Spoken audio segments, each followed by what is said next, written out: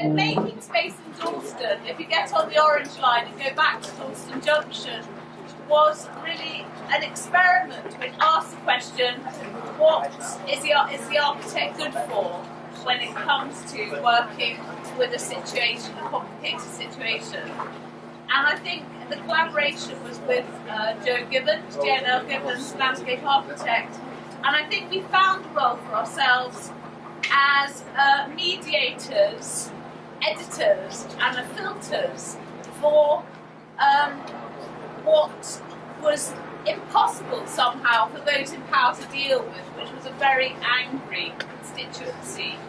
And perhaps that what we did was find a way to act as conduit for that anger and also to nudge some money back in their direction. And then we were able to contribute by making some arrangements for them to spend the money with them. And I suppose the question one has to ask in this situation is creativity the sugar coating of the bitter pill for regeneration? Because these are very weird times, and I think the older members of the audience know that. You know, this moment which is an extreme point of austerity and a lack of funding for the public arena, for not just the discretionary things like parks, but the statutory ones of potholes and refuse, and yet at the same time land is so valuable, and so that all that a local authority can seem to have is land to work with. And I suppose what Making Space in Dalston was an attempt to put a little wedge in the cogs of development, to slow things down enough, and in doing so to contribute to making some spaces.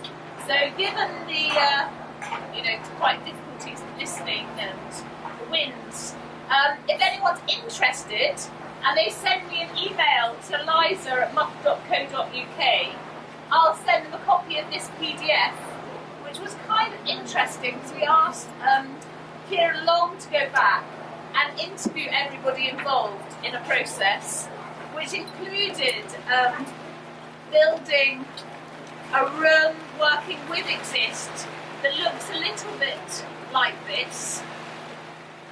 There goes the end of Dalston Junction. And what we were pleased about this project was that the young people who worked on it were paid.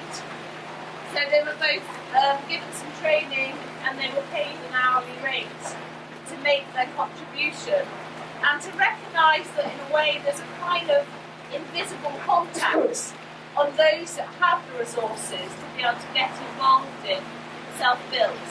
You know, you have to somehow be able to pay your rent and have a bit of childcare to come to the meeting, and so recognising those tensions. And so if anyone's interested, liza@muff.co.uk, and I'll send you the PDF and we can have that dialogue later. Thank you.